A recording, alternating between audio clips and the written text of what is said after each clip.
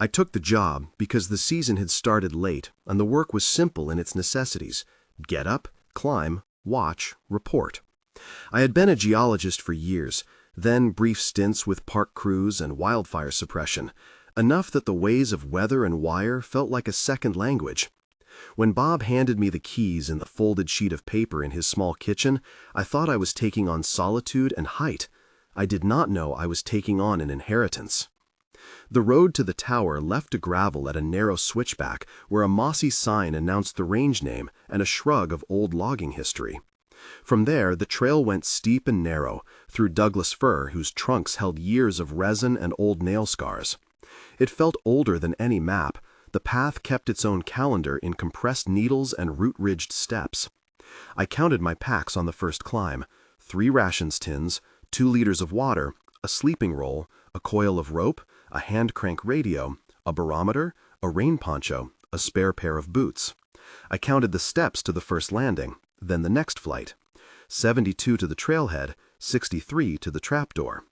I said the numbers to myself as I went, not because they had to be exact for anyone but me, but because counting made the climb procedural and therefore safe. The tower sat where the mountain let the trees breathe, a narrow square of weathered wood and glass with a metal platform that stuck out over a drop so steep you could see the river's ribbon at the valley bottom when the light was sharp. The stairs were iron, thin with age. The wood of the small room was sun-bleached and smelled faintly of pine oil and burnt coffee. Light slanted through the lenses of the panes, smeared like the thumbprints left by whoever used this seat before.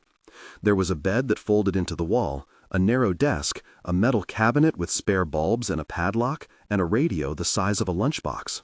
A thermometer hung by a nail. A barometer behind glass read 1018 MB when I arrived. The log said 1019 2 days before. That small difference felt like a piece of weather gossip waiting to be confirmed. Bob had driven me up as far as his truck would go and left me at the last curve. He moved with the kind of slowness that made words economical. He had been here longer than I had been alive, or so he joked. His beard showed it. He handed me a roll of duct tape, a flashlight with fresh batteries, and the folded paper. He set the key on the desk like something heavy.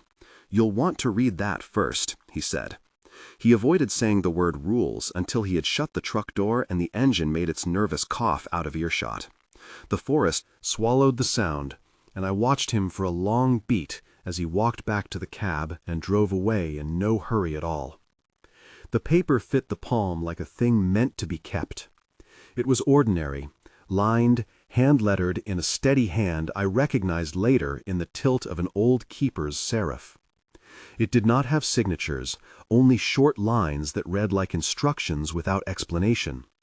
It was stapled at the top and had been folded so many times the paper had developed a memory of itself.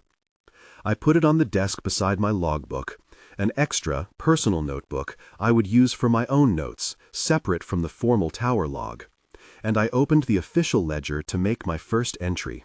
Arrival time, weather, barometer, wind direction. 0712, clear overhead, 1018 MB, wind west-southwest, 12 kilometers per hour. Radio check completed. Tower calling district at 0715, all stations if any. A procedural phrase said aloud into the room before I keyed the transmitter. The radio voice came back with the crawl of a city far below. District, copy, tower. Voices on those frequencies were always a map of distance. The way the operator pronounced tower told me the shift roster and the town they were in. I taped the radio schedule to the inside of the cabinet. 0700 and 1900 checks. Midday report at 1200 when smoke was likelier. The schedule folded into the rhythm of my days like a metronome. Those times marked the safe seams of the world up here, when I could confirm the rest of civilization still existed, and when the forest had me alone again. I wrote my first note in the personal book that night, underneath the hum of the panel lamp. Keep your water ration on the 3rd shelf. Keep 1 can of peaches separate for offerings. Know the wind before you step out. It read like a list of chores, and in a way it was. The peaches seemed like a joke until Bob spoke of them as if they were as necessary as the radio battery. He had mentioned the offerings in passing, like an aside that did not require defense. "You will be asked," he'd said. "You will know." He had made no explanation beyond that, and the absence of an origin made the folded paper heavier with necessity. The first rule was short and underlined twice. Do not answer voices that mimic distress. Do not call back. It seemed at the time a rule devised for practicality. Voices mimic distress in the woods: hikers, lost hunters, the unforgiving echo of wind through hollows. Answering might lead you off trail or into danger. I nodded at the logic and wrote, in the personal ledger, the time of the inked rule: 07:18. The handwriting in my book was different from the rule sheet. My hand was younger and too quick. That difference felt important, a small concession to the fact that although I was a practitioner of procedure, I was also an inheritor of someone else's manual. The first anomaly came at dusk. I had been up on the platform, leaning my palms on the rail while checking the sightlines. The valley threw heat into the air all day and shed it only slowly. The light thinned to a gray gold before it fell. I did my radio check at 1900, the receiver a crackling presence that confirmed the routine. Tower calling district at 1900, sound of paper rubbing desk. Copy tower, district, conditions, came back. I read the barometer, 10:15 minbar now, trending down, gave wind and visual, and closed the mic. I marked it down, routine done. The voices arrived after the radio had signed off. They did not come in a shape I expected. They did not come as a shout or a call. They came as a small, tremulous thread of sound that slipped between the metal posts. The kind of voice that had the right timbre to convince a man that someone was in need. It said one name. I did not recognize it at first. It could have been any lost hiker. "Please," the voice whispered, and my chest tightened with the immediate animal reflex of response. I followed the rule. I held my breath and listened. The voice repeated variations on the same plea. Sometimes it sounded old and cracked. Sometimes it took on the brittle sound of a child's whimper. Once it mimicked the exact pattern of someone calling the name of the previous keeper. I did not answer. I did not call back. The sound moved like something that knew the pathways of my attention, pulling close, then letting go in the dark. At the time, obeying felt like an ethic more than a survival tactic. It felt like keeping the line between me and whatever lay in that dark. I smoked quietly on the platform, the tobacco coarse, and counted the steps going down to the clearing. 63, I muttered. The number fit round my tongue like a prayer. I let the voice thread itself past the tower and fade. It did not return until it had been 7 nights.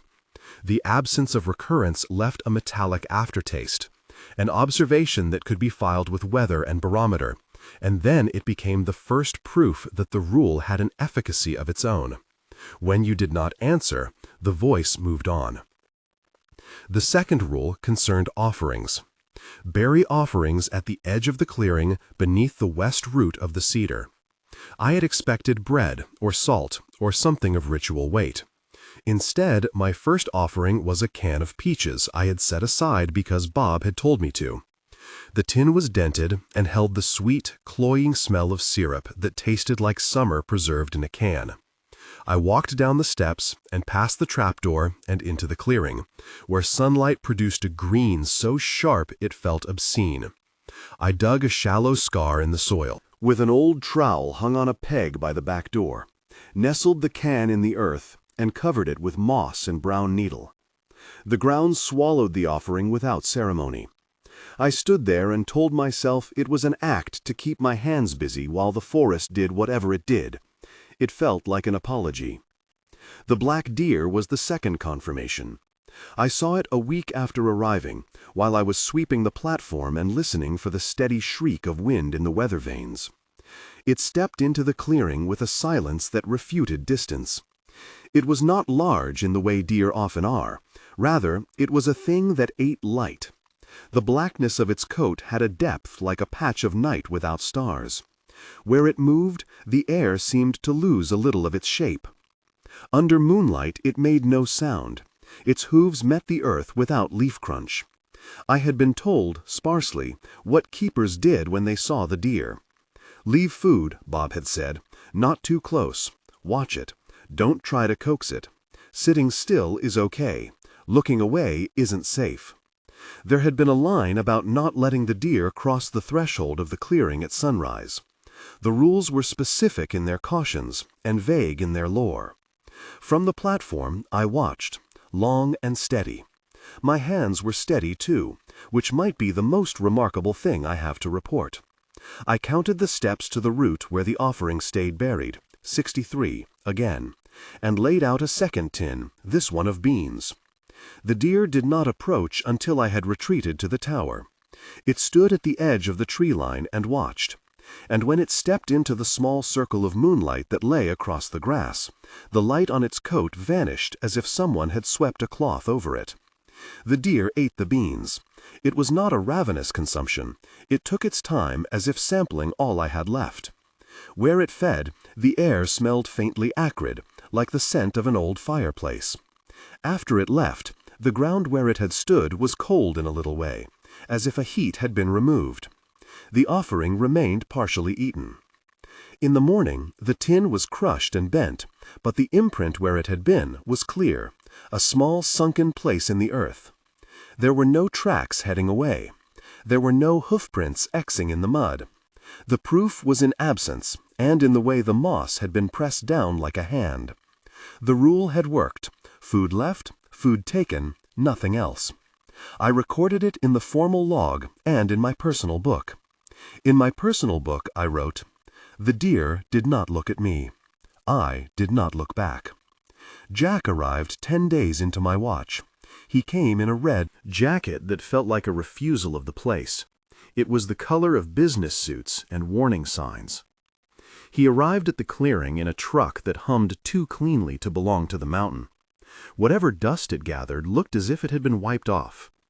He climbed the steps and stood on the platform with the kind of smile that had a plan behind it. He introduced himself with an ease that made everything else feel tentative. "Name's Jack," he said. He sounded like someone used to being listened to. His presence on the platform disturbed the way air folded.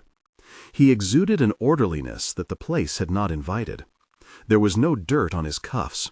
His shoes had no scuff. He spoke of bringing supplies, of bringing a proper inspection, of the need for document signatures. He asked where the official registry was kept and whether I had filed my first month's schedule. When I told him I kept a log and that I performed both 0700 and 1900 checks, his smile tightened. "Good," he said. "We like to have things by the book." He lingered where he could see the valley. He carried a thermos and a small tin of biscuits neatly packed in waxed paper. He set a biscuit on the sill of the platform as if placing a gift. And for a moment I watched a small mechanical negotiation take place in all of us.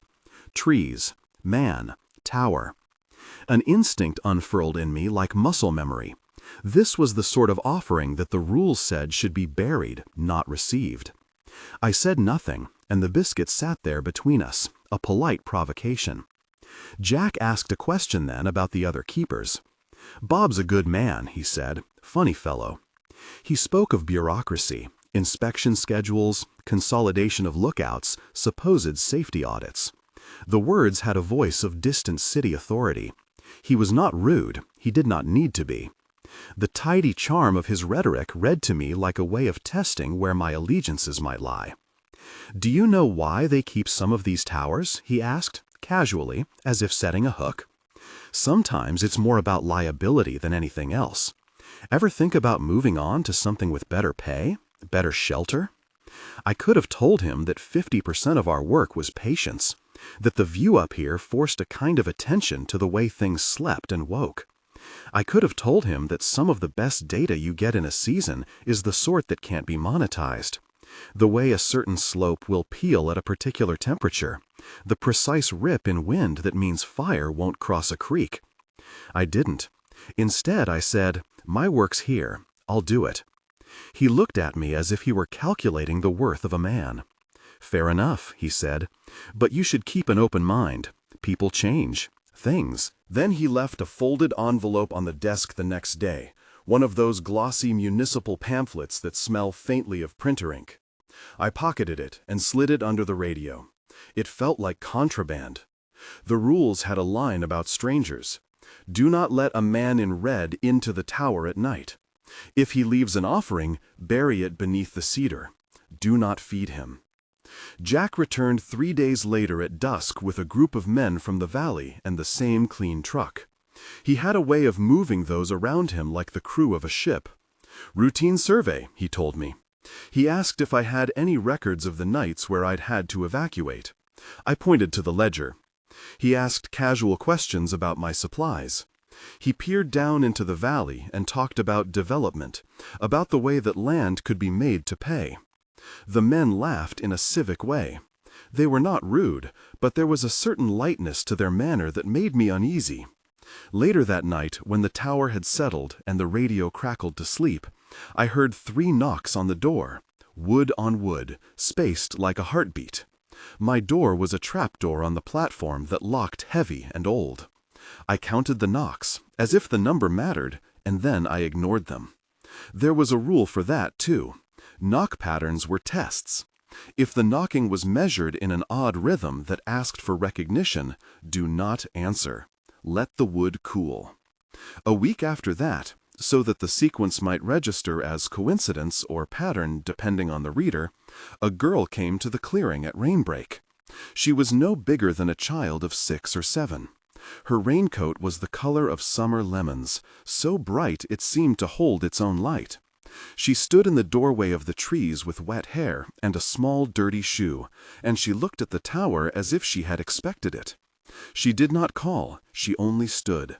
And when I turned away for a second to fetch the rope and the blanket the rules advised for sheltering the child, she was closer than she ought to have been. I had been alone in the tower during storms before. I had sheltered hikers under canvas. There had been broken ankles and middle-of-the-night interventions. But this girl moved like old weather. She had eyes that were too still for her age, and she asked for nothing in the manner of a child. She asked for shelter, and she asked for dawn. There is a rule that is very precise about this. If a girl in yellow appears before dawn, give her a blanket and a cup of tea. Do not let her stand on soil. Do not let her sleep in the clearing. She should be kept until first light. She leaves no print. She remembers things she should not. If she is awake before morning, talk to her in small sentences. Do not promise to take her to town. The rule was a lesson in economy and trust. I followed it as I followed the others. I threw down the rope ladder, secured the trapdoor, and pulled her into the tower. She moved like someone used to being moved. When she wiped her shoes on the mat, she left no mud. When she took the blanket from my hands, she held it as if it had always belonged to her. Her name was Emma. She said the name like a practice.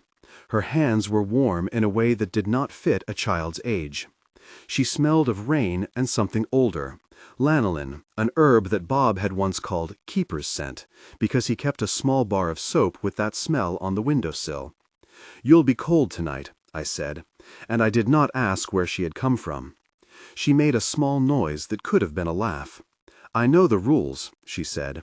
It was the most unsettling thing she could have said, because it implied a history that did not belong to her body. No reply. Berries not touch. Stay until light. "How do you know that?" I asked.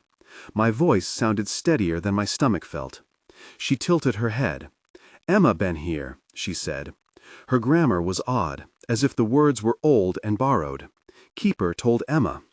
I sat on the edge of the cot and made tea in the small metal pot.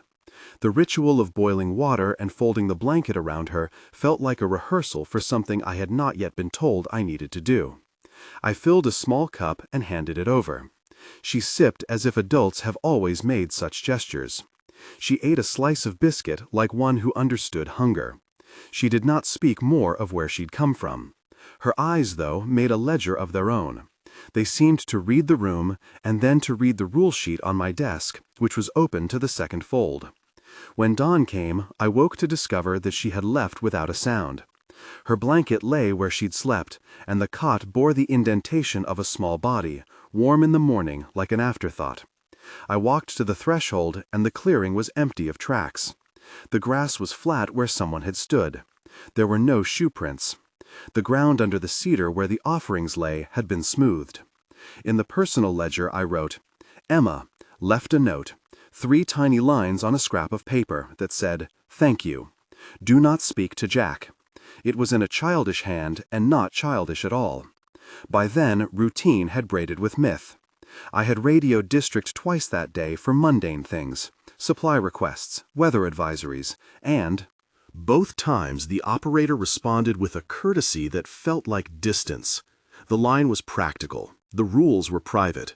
In my personal book, I wrote that the paper had become an artifact of its own kind of authority. No official stamp, only the weight of precedent passed palm to palm. Every morning I made a notation of the barometer and the wind, and every evening I did the same. Each entry sat under the folded rules like testimony. I had not slept well in the first weeks. The tower held its own acoustics. The pipe of the rain on the roof like fingers, the iron of the stairs flexing at night, the creak at the trapdoor when a mouse made a mistake. I used the counting of steps to center myself. 72 to the trailhead, 63 to the trapdoor, 3 breaths at the top of the stairs before you open the door. The rhythm kept panic at bay in the same way that a good ritual keeps chaos predictable. There came a night when the rules and the world collided in a smaller and more personal way. I had been on watch late because smoke had shown up on the far flank of the range, and the district wanted confirmation. I had radioed my observation, given the coordinates in the way a man stakes his claim, and then I had sat with the knowledge that if the wind favored the smoke, it might come my way. The radio hissed and dimmed at 12 past midnight. I liked the regularity of the device. It made Solitude accountable. At 02:13, the knocking began. 3 knocks at first, spaced by a silence that let the sound hang. A pause. 2 knocks, a rapid staccato that felt like the tapping of teeth on a table. Then silence. The pattern had a grammar to it, like language. My first act was to check the window. Rain smudged the glass. I could see the pools of black below where the trees held the rain. The platform felt small and a little exposed. There is a rule that states, if knocking is frantic and not the pattern of a keeper, do not open. Do not call the name of anyone you are not certain of. Do not let a man claim the tower on the basis of paperwork. Stand firm. The man at the door did not speak for a long time. He did not need to. His knocks were a kind of argument. When he finally called, his voice was low and even, and it used the right words. "It's Jack," he said. "Open up. It's an inspection. We got reports of lost children." I did not open.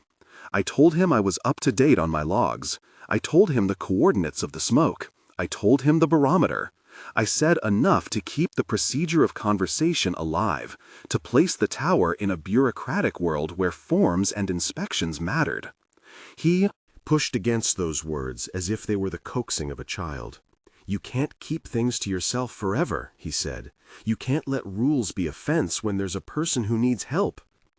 There is a subtle cruelty to such words when they are said by a man who looks like he is offering the world help.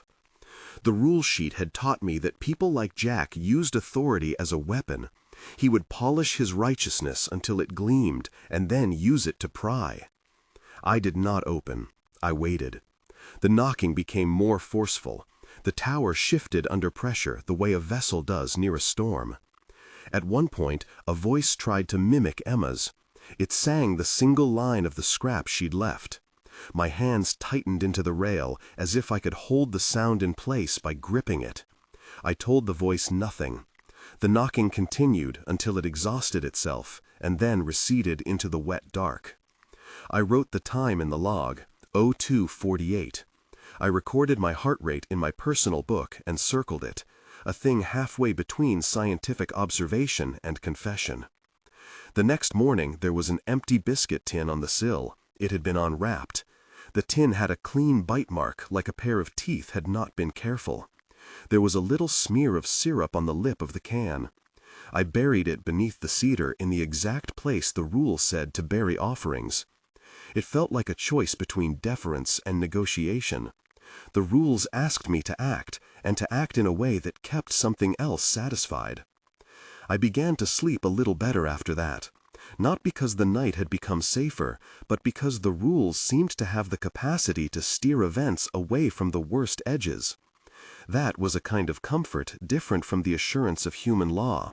It was older and stranger and less forgiving. It had, in ways that made me uncomfortable to admit, reoriented my moral sights. One afternoon, 3 weeks into my tenure, I found a message tucked under the radio. It was not in Bob's hand. It was clean and young and in a looping script. The paper smelled faintly of wax. The message was short. Keep the list. Do not be tempted to move her. The signature was a single initial, R. I kept the message in the personal ledger and wrote beside it, "Who is R?" I could have taken it to the district, could have shown it as evidence that I was being watched and advised.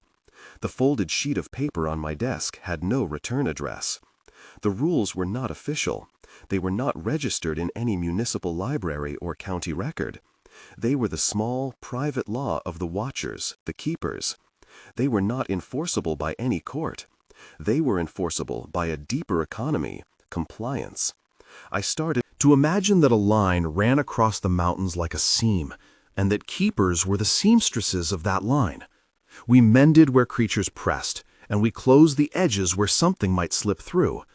It was work rendered with low-grade heroism, no parades, no plaques, and yet it mattered in the way that the barometer mattered.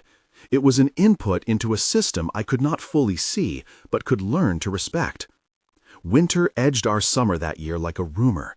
We had days where the sky pressed close, and days where light unmade shadow. Each time I made an entry, I tried to be precise. 0700 radio check. Barometer, 1013 MB. Wind, variable, 8 to 12 kilometers per hour. Smoke, distant, 15 kilometers. I logged the receipts for supplies. I logged the nights Emma appeared.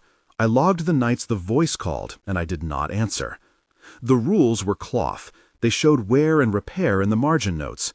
A shorthand symbol by the fold that indicated an exception or clarification. A tiny annotation that suggested an older keeper had once been tempted to deviate and had paid for it in ways the ledger did not explain. Sometimes I talked to Bob over the truck frequency line. He lived in a cabin 2 ridges over, and he would crack the radio at night to check on me. He always asked the same question, "Are you following the list?" His voice, through the static, sounded older than it did in memory. He would listen for the rhythm of my breathing and then give me a small piece of counsel. Never feed a man in red. Hide the offering if you can. Sleep with the logbook under your pillow during bad weather. "Why do you think they kept it?" I asked him once, more than a question. He was quiet a long time. The radio hissed the way an ocean hisses around a hull. "Because somebody had to," he said finally. "You can't let people keep taking things without an answer. Somebody had to be the one who kept watch." His words were small and heavy. The rules did not always make moral claims I was comfortable with. They asked of a keeper choices that had a cost. The list was explicit about what to do when an outsider tried to remove a child. Do not allow them. They were blunt about the consequences of disobedience. A note in the margin, short and precise, that implied a kind of loss. It read like a surgical note. Persons taken, never returned whole. That was how the ledger chose to bear witness, clinical and inconsolable. When I considered the alternative, reporting everything to the distant authorities, letting the range be policed by men like Jack who wore clean jackets and talked in bureaucratic terms, I thought of the places they'd build roads and the ways in which that hand of order would turn forest into accounting. I thought of the girl in the yellow raincoat and of the black deer, and I thought of the deer stepping out of the tree line like a hole in the night. What did I owe a system that claimed sovereignty over the well-being of a child? What did I owe the quiet order that had woven itself into the pattern of the range? The rules were blunt because the wild was blunt. It did not negotiate. It did not bargain. It pressed like water through stone until the shape of the thing changed. The ledger kept me from bending when other hands came with promises in printed forms. It taught me that to protect was sometimes to conceal, sometimes to refuse, often to act as if the world were smaller than a town's claim. In the margins of my private book, I kept a different kind of record. Observations not for the district, but for a hand yet unknown. The first line read, "Do not let sentiment overrule the list." The second, "Emma seems not to age between nights." The third, "Jack pressed the biscuit to my sill." On the back page, I left a tiny sketch of the black deer, only the outline, like a memory pressed on glass. I intended these notes to be the kind that a future keeper might find folded into the rules and read with the same mix of skepticism and acceptance that I had felt when Bob had given me the paper. The personal ledger was the secret seam that would one day make me part of a line of watchmen. The season changed, in degrees, in small shifts that accumulate into a turning.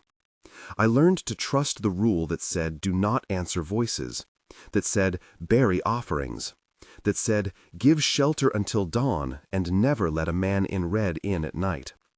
I learned where to place the offerings so they would not be taken by the wrong thing. I learned the rhythm of the deer's passing and the way Emma would look at the map in the desk and trace no routes. I learned the sound Jack made when he breathed near a stack of municipal forms. He came and he left, and sometimes he left pamphlets that looked like promises. Once he tried to bribe me with a job in town, an offhand offer that had a better mattress attached to it. I laughed at his idea, and he nearly lost patience. He left a single red glove on the sill the following morning. At times the tower felt like a small, fragile vessel bobbing in a vast sea of trees. The list had steadied it. But the list was a living thing in its own way. Ambiguities, exceptions, notes in margins. I began to understand that the rules were not universal law, but a local contract, a small and secret governance that kept a particular balance. You could follow them and be preserved. You could break them and be changed. The ledger did not moralize. It recorded. On a morning when the valley lay under a fog so thick the trees seemed to float, I found a page in the rule sheet I had not seen before. It was folded inside a flap and written in a hand I had not recognized among the other entries. The line was short, precise, and underlined. "If Jack pounds the door in anger, do not give him the child of shelter.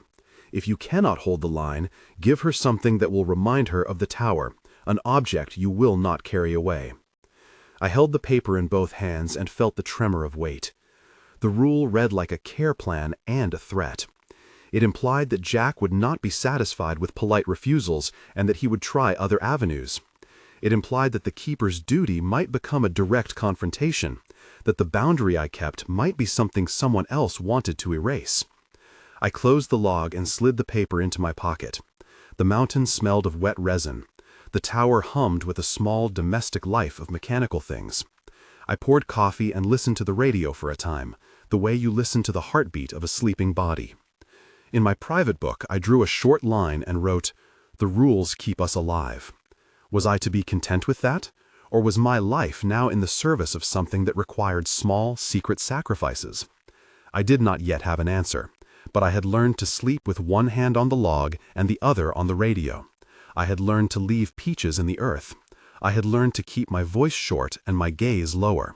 I had learned that a girl in a yellow coat could accept shelter and leave no footprint. I had learned the syntax of knocks and when to ignore them. Jack had not yet tried the thing the folded rule warned of, but I knew he would. The man in the red jacket was a kind of weather in himself. He arrived warm and was soon a storm. The ledger promised nothing more than a pattern to be followed, and the pattern had the curious habit of producing results. The tower's light burned through another day. I made my noon report as always.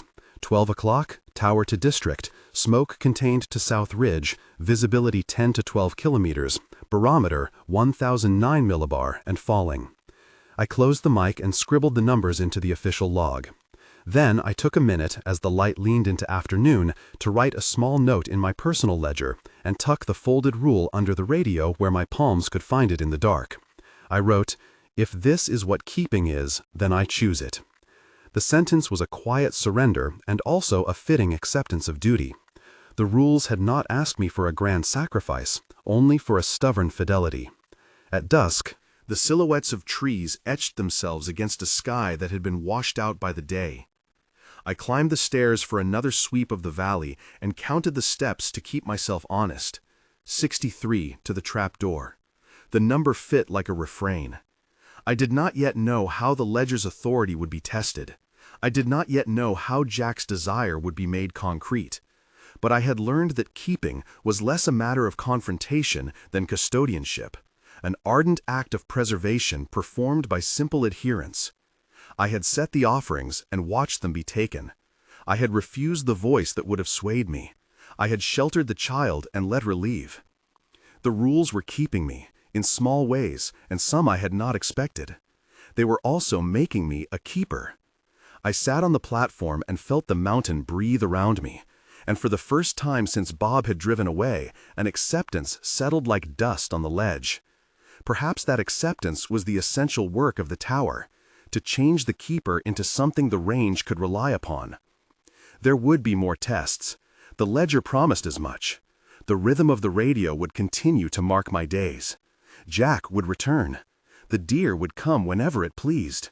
The voices would try their mimicry again. I wrote these things as a man sealing an agreement with his own handwriting, and folded my personal book closed like a talisman. I locked the trapdoor, checked the barometer once more as the light bled out of the valley, and let the night be exactly what it was: dark, inhabited, watchable. I slept with the rule sheet under my pillow. In the morning, I would bury another offering, check the steps, and make my report. In the morning, Emma might appear, or she might not. In the future, perhaps, I would be the one to fold the paper and hand it to the next. For now, I kept guard, and the rules kept me alive. Dawn came thin and patient, a watercolor of cold over the pines. I unearthed the peach I had buried the night before and found the soil loose where my hand had gone in. The offering was gone, not taken with the neatness of a squirrel, but with an ineffable absence, as if something had eaten only the thought of it. A rut of small, deliberate prints led away toward the ridge, arrested as if at the edge of comprehension. I smoothed the soil with the heel of my hand and stood a long time, mapping the valley by the way the light twitched on last night's footprints. The radio hummed to life beneath my palm. 0645, tower to district, smoke contained to South Ridge, visibility 12 to 14 kilometers, barometer 1006 MB, falling. I spoke the numbers with the same tone I used for prayers: measured, public, neutral. After I closed the mic, I slid the folded rule from under the radio and refolded it once more, softer this time, like a letter you carry against the ribs. The trapdoor clicked as I opened it. The stairs smelled of spent wax and rain. Halfway down, I thought I heard the taut rasp of clothing on a shoulder, a footstep that was not mine, but the echo belonged only to the tower and my imagination. I told myself the ledger had taught me vigilance and not paranoia.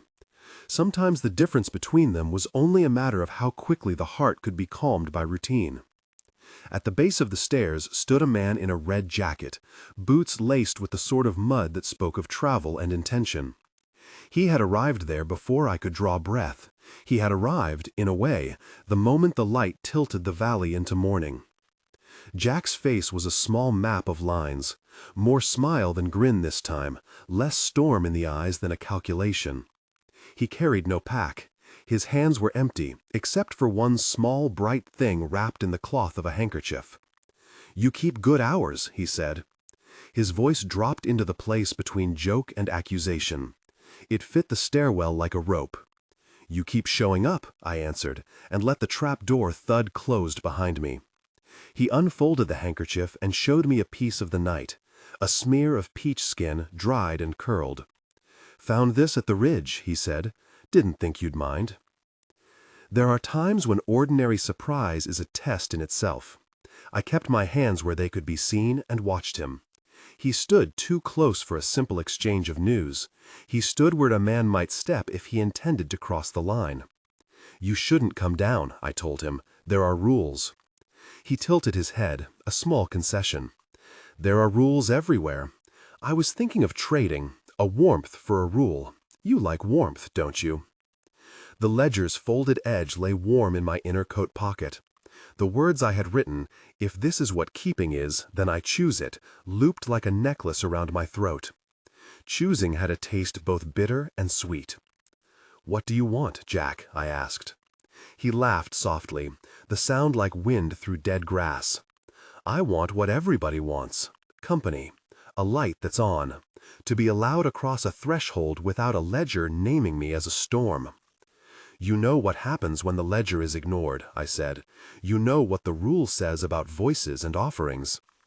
He frowned, and then his expression narrowed in that way it did when he took a problem apart in his head. "Voices," he repeated. "Sounds like someone's making rules to keep the valley neat for their own comfort. Who were you keeping it for, Governor?" "Not a governor." I told him. A keeper. He moved closer and set the wrapped thing on the step between us. When he revealed it, it was a child's mitten, knitted in the bright yellow, damp with dew. I did not tell him whose finger had once been warm inside it. I only felt the knot in my throat tighten. "You left this," he said. "You have a guest, a habit that draws company." I thought of the girl in the yellow coat who had accepted shelter and left without a footprint. I thought of the way the offering socket took what it wanted without explanation. "She leaves," I said. "She is not your charge," he finished. "Maybe not. Or maybe she is a reason you keep the rules in the first place. You think you protect her. Maybe the rules protect something else. Maybe they keep you from making a mistake." He had a way of saying things that pushed at the seams of what I had sewn together. His words did not argue so much as untie. "Jack," I said, feeling the rules press against my ribs like a second skin. "You cross those lines again, there will be consequences." He considered that as if it were a proposition with more than one side. "Consequences for whom?" he asked. "For you? For your ledger? For the valley? Or for the thing in the yellow coat?" His question sat in the stairwell like a living thing. For an instant, I imagined the ledger's ink rising into the air and reordering itself into threats and promises. I placed a palm on the banister and felt the wood's grain, steadied by the known, the physical. "The ledger keeps things that need keeping," I said. "It isn't a club to be wielded for petty victories. The rules are not for your convenience." "Convenience," he repeated, and the word was a blade. He stooped and plucked up the mitten, turning it in his hands. "You bury offerings. You keep logs. You speak to an empty radio as if someone answers. You fear voices. And you do it all for the ledger. What if the ledger is wrong?" It was the trick of all storms to ask the keeper whether the weather itself might be blamed. The ledger had a gravity. It held the valley together in its small obsessive folds. To doubt it was to allow wind into the house. "I can't risk being wrong," I said at last. "Not after Bob left," he supplied. "After the last keeper made his choice and drove off." He laughed then, not unkindly. "You're loyal, I'll give you that. Loyal to a sheaf of paper. That's almost noble in these parts." There was a softness to his voice that made the trap of his argument more cruel. I remembered Bob at the wheel of his truck, the smoke in the rear view, the way he had spoken into the night about going somewhere without towers and logs and rules. Bob had left, a motion like an exhale. The ledger had kept me from following after, had given me a reason to stay. But loyalty does not absolve curiosity, and Jack's presence was always a bright, insistent question. He leaned forward then, lowering his voice as if the stairs might listen. "Let me show you something," he said. From his jacket he produced a small recorder, crude and humming with a battery's determined energy. He pressed it between us, and the stairwell accepted the sound like an audience. A child's voice, fragile and familiar, rose from the metal. Mister, Are you there? Please, don't make me go. My name did not sit in the voice. It sat in the shape of a plea. There were a dozen ways that voice could be summoned, a mime, a beggar's trick, a device of the mind. And yet hearing it coiled something in my chest that had not been touched since the girl in the yellow coat had laughed at the edge of the firelight. The rules corner, folded under the radio, had trembled when I slept. The ledger had warned of mimicry. I felt the old, precise fear reassert itself like a bone in the dark. It can be made, Jack said softly. Sound can be borrowed. You don't need to keep something alive to hear it. You can create an ache with a spool and a mouth. Why do you want me to hear it? I asked. Because I want to know how you'll choose, he replied. If your rule says ignore the voice, will you ignore the pain? If the voice says help me, will you leave it to the ledger to tell you which spirits deserve your mercy? I considered the folded rule in my pocket, its paper edges damp from a night of sweat. I considered the mitten on the step, bright as a beacon. Mercy, in the ledger's language, was not something to be doled like coin. Mercy had a cost that the rules were designed to manage, to name, and to refuse where necessary. The valley had been kept in part by refusal. To open a gate for every plea would be to invite the cureless weather in. Turn it off, I said. He smiled, but he did not. He clicked the recorder again, and the child's voice came back, thin and pleading. Please, it's cold. Don't let them. The stairs behind me felt suddenly too narrow. I thought of the girl who had left no footprint and the peach offerings that had been taken in silence. I thought of the deer that fed without fear, and of the ledger that insisted on a pattern. Offerings, silence, keeping. The rule did not speak of hearts. It spoke of outcomes. Stop, I said, louder this time. He stopped the recorder with deliberate obedience and tucked it away as if hiding a sin. You always have been rather good at telling people what to do without saying it outright. He stood up, boots scraping, and for a second I saw the man he might have been in another life. Less wind, less hunger. Think about it. You could be less alone. Or less true to the ledger, I answered. He shrugged, the motion like a curtain falling back into place. Maybe truth is just the story you tell to keep from being lonely. There was a knock then, 3 short beats, quick as the syntax of someone who knew doors and wanted them opened. Even before I looked, I knew the pattern, the one the ledger had taught me to trace. I waited, heart steady by force, hearing the small animalness of breath in my chest. The knock was a mimicry, but mimicry had rules of its own. Some things could only be imitated imperfectly.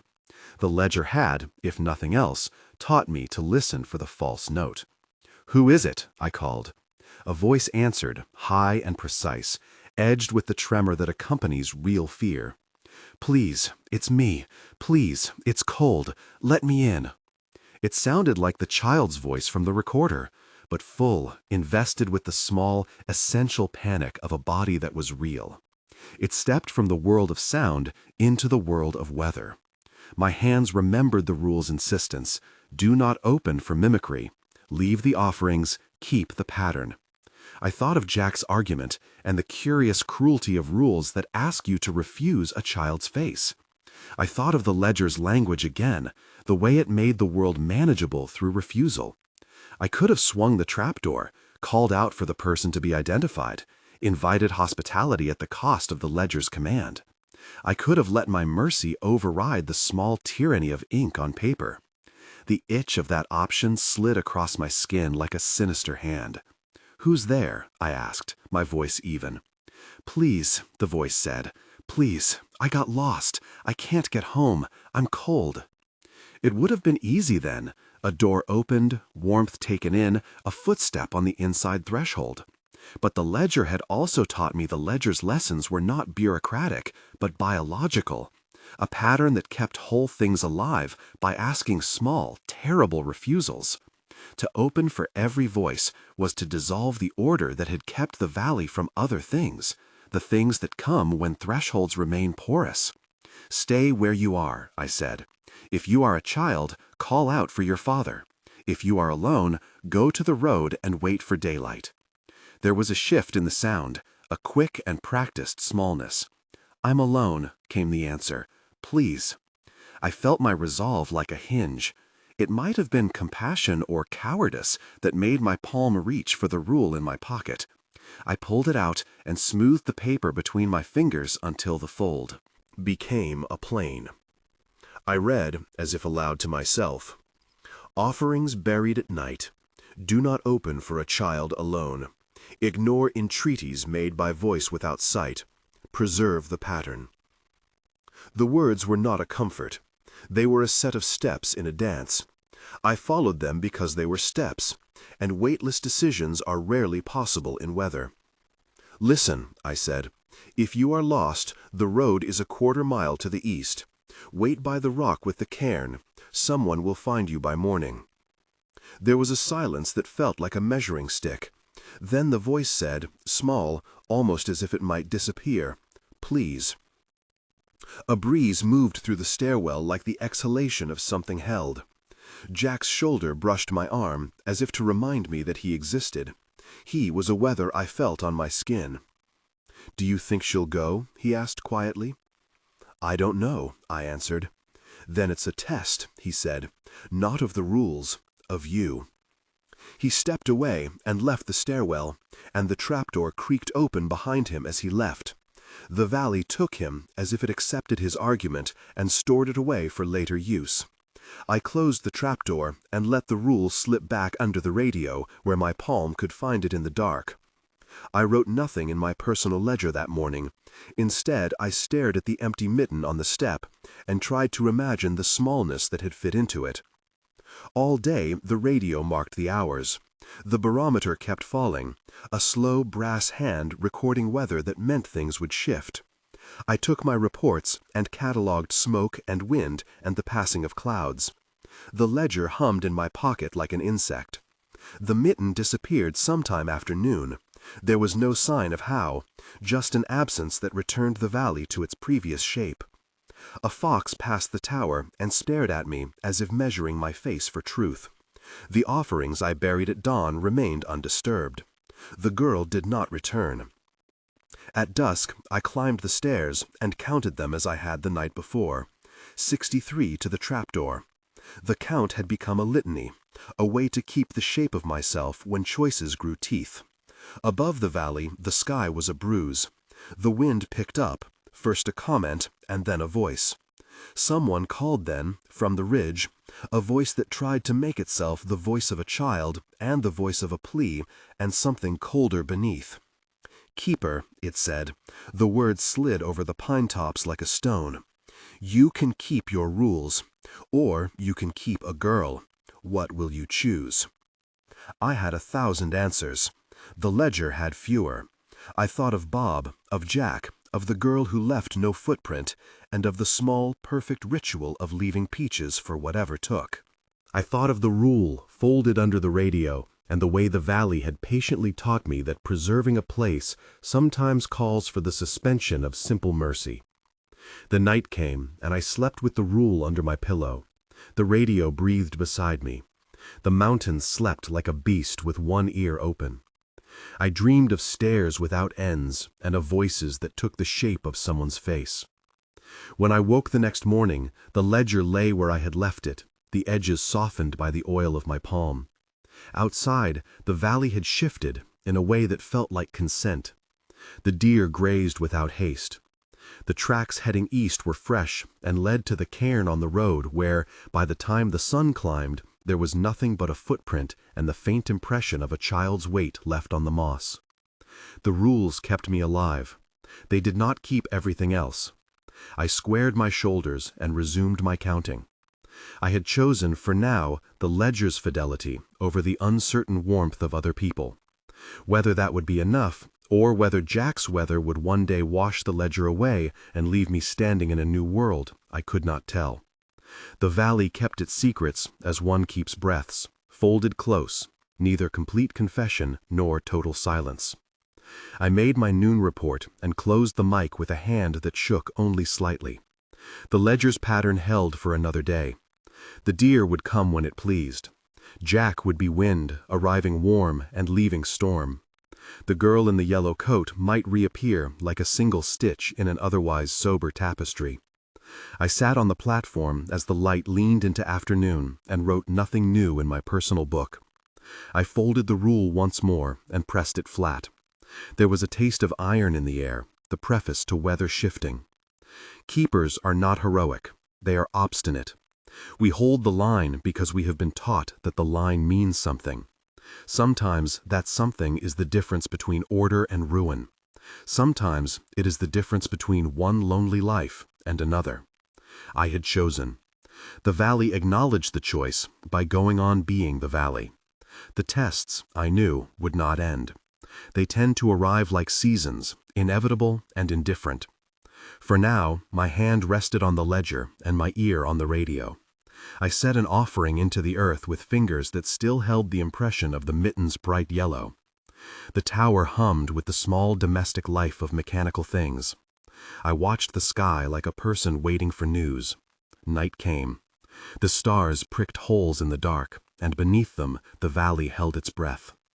I slept with one hand on the rule and the other on the radio, ready for the sound of a voice that would not be trusted. And the courage or cowardice to answer it. The ledger kept me. I kept the valley. Whether that would be enough, or whether the weather called Jack would one day be all there was, remained a question that the mountain would answer in its own slow time. I could only be what I had chosen to be. Keeper, in the small, stubborn way the ledger required. The rules kept us alive, and I had chosen them again.